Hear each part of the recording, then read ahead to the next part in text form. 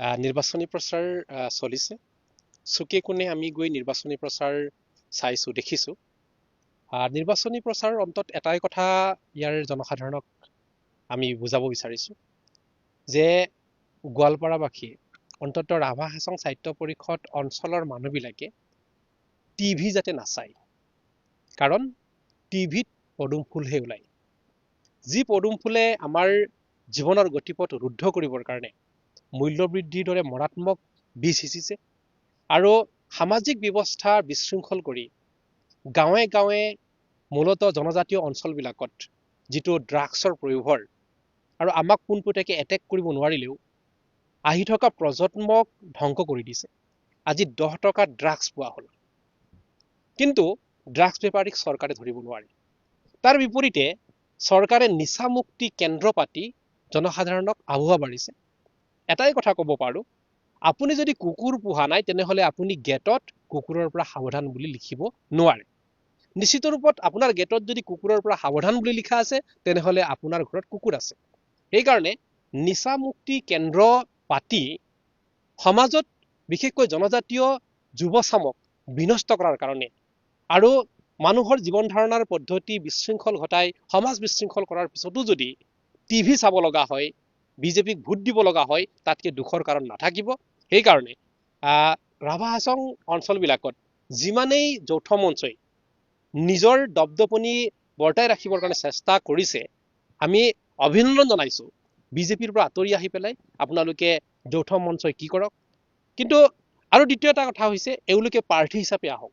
যৌথ মঞ্চ কোনো প্ৰাৰ্থী নহয়, নিৰ্দলীয়, কিন্তু এটা ব্যৱস্থাক নিৰ্দলীয়ই তাক গতি দিব নোৱাৰে। সেইকাৰণে জনসাধাৰণক নিৰ্দলীয়ৰ প্ৰতি গুৰুত্ব নিদিব আৰু দলৰ প্ৰতি বুনিয়াদ থকা দলৰ ৰাভা হাছং সাহিত্য শাসিত পৰিষদৰ এওঁলোকৰ পুঁজিনো কিমান আহে। এতিয়া ইয়াত নিৰ্বাচন পাতিছে, 5 লাখ মানুহক লৈ পেলাই নিৰ্বাচন পাতিছে। অসমত মানুহ আছে প্ৰায় 4 কোটি। 4 কোটি মানুহৰ পৰা 5 লাখ মানুহৰ নিৰ্বাচন, ইয়াত কি উন্নতি আহিব? এই ব্যৱস্থা একো ব্যৱস্থাই নহয়, খালি মানুহক ঠগ প্ৰবঞ্চনা কৰিবৰ কাৰণে আৰু মানুহৰ ভোট বা সমৰ্থন আদায় কৰিবৰ কাৰণে এইবিলাক এটা স্বায়ত্ব শাসিত অঞ্চল ঘোষণা কৰি পেলাই মানুহক জাষ্ট কণা হাঁহক পতান দিয়া কাম কৰি আছে। এই কথাটো হয়তো ভূপেন বৰাও বুজি পোৱা নাই চাগে। গতিকে এনেকে প্ৰতাৰণা কৰি আছে যে ইয়াতে ৰাভা ভাইসকলৰ যিটো স্বকীয় বৈশিষ্ট্য, এওঁলোকৰ ভাষা কৃষ্টি সংস্কৃতিকে প্ৰমুখ কৰি এওঁলোকৰ স্ব অধিকাৰ ৰক্ষাৰ কাৰণে যিটো অঞ্চলক লৈ পেলাই ৰাভা হাছং স্বায়ত্তশাসিত গঠন কৰিছে, ইয়াৰ ফুল পাৱাৰটো দিব লাগে। এইকাৰণে আমি কেইটামান দাবী উত্থাপন কৰিছো। সেই দাবীটোৰ ওপৰত 6ষ্ঠ অনুচ্ছেদৰ আধাৰত সেই দাবীটো পৰিপূৰ্ণ কৰিব পৰা শক্তি আমাৰহে আছে, কোনো কংগ্ৰেছ বা আদাৰৱাইজ বিজেপিৰো সেই নাই। আত্মবিশ্বাসটো ভাল বস্তু, এইটো বেয়া নহয়, কিন্তু এনেকুৱা অনাদি চৰকাৰ 100 বছৰ দিলেও সমাজখনক কিবা গতি দিব পাৰিব বুলি মানুহে ভাবেনে? কথাটো গম পাইছে? তাক 100 বছৰ দি দিম, সমাজখনক কি গতি দিব? নিজৰ বুনিয়াদটোক এবাৰ চাই লোৱাটো ভাল। কিন্তু সাহস যে কৰিছে, ধন্যবাদ থাকিল। কিন্তু এই অনাদি চৰকাৰে যিটো পলিটিকেল পাছৱৰ্ডটো শিকি লওক, তাৰ বুনিয়াদ কি শিকি লওক। সেই বুনিয়াদে জনসাধাৰণক এটা ব্যৱস্থাৰ পৰা এটা ব্যৱস্থালৈ নিব পৰা কেপাচিটি আছে নাই, সেই বস্তুটো শিকি লওক। গতিকে সেই বস্তুটো নিশিকাকে এনেই অনৰ্থক মন্তব্য দিয়াটো ৰাজনীতিবিদৰ বা বক্তব্য নহয়। অন্তত জনপ্ৰতিনিধি হোৱাৰ যোগ্যটো এখেতৰ নাছিলে, তথাপিতো যি সাহস কৰিছে আমি ওয়েলকাম জনাইছো। আমাৰ লক্ষ্য আন্তঃৰাষ্ট্ৰীয় আইনৰ আমি নিয়ম নীতি পালন কৰিছো। আমি কাৰো লক্ষ্য ভুল পথে যোৱা নাই। গতিকে আমাৰ লক্ষ্য আমি জনতাক চাই আমি জনতাক আমি সঁহাৰি বিচাৰিছো।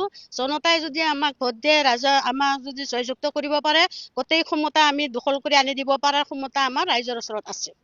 সেইকাৰণে মই প্ৰাৰ্থী হিচাপে বিচাৰিছো, আমাৰ গোৱালপাৰা ডিষ্ট্ৰিক্টত সকলো জনতাই যাতে নিজৰ অধিকাৰ লয়। আন্তঃৰাষ্ট্ৰীয় আইনটো আমাৰ আছে, সেই আইনৰ কাৰণে আমি আগবাঢ়ি গৈছো।